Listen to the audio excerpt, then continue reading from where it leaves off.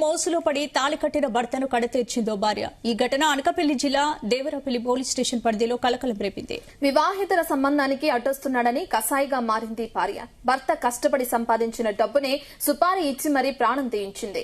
రైవాడ పంచాయతీ శివారు శ్రీరామపురం గ్రామంలో అర్ధరాత్రి దారపురెడ్డి అప్పలనాయుడు తన ఇంట్లోనే మంచంపై అనుమానాస్పద స్థితిలో శవమయ్యాడు. మృతుడి అన్నయ్య ఎర్రినాయుడు ఫిర్యాదుతో ఈ హత్యకోణం వెలుగులోకొచ్చింది. పోలీసుల ఎంట్రీతో షాకింగ్ నిజాలు బయటపడ్డాయి.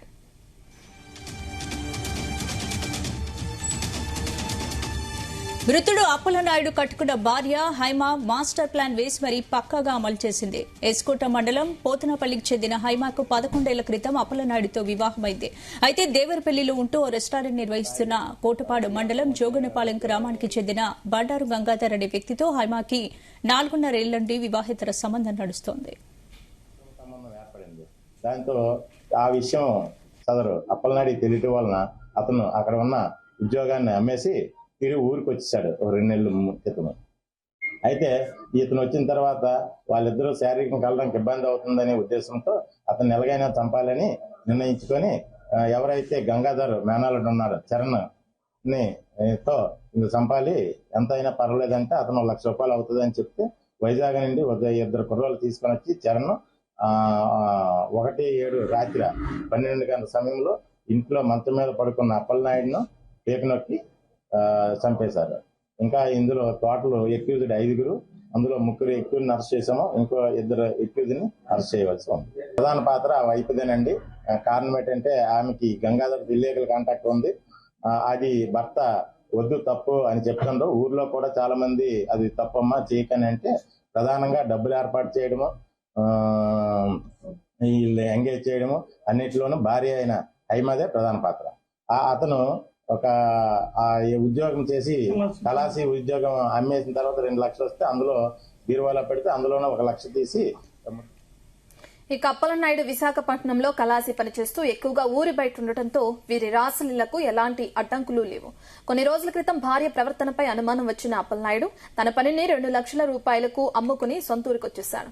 ఇంట్లోనే ఉంటూ భార్యపై నిఘా పెట్టాడు. దీంతో తాము స్వేచ్ఛగా కలవలేకపోతున్నామని, భర్తను ఎలాగైనా అంతమొందించాలని ప్రియుడు గంగాధర్ హైమా డిసైడ్ అయ్యారు.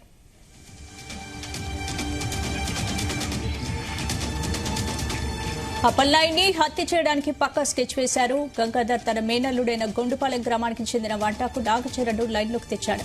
1 లక్ష రూపాయలు ఇస్తే వైజాగ్ నుంచి కిల్లర్స్ ను తీసుకొస్తానని చరణ్ డీల్ మాట్లాడాడు.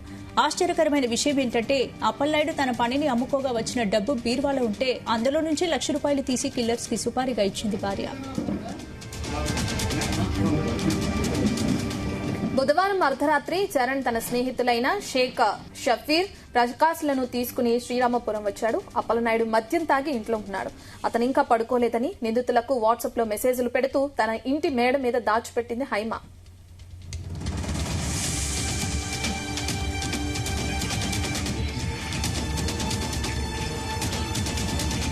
అర్ధరాత్రి 12:30 గంటలకు భర్త గాఢ నిద్రలోకి జారుకోగానే తానే స్వయంగా వెనుక తలుపులు తీసి కిల్లర్స్ ని బెడ్రూంలోకి ఆహ్వానించింది.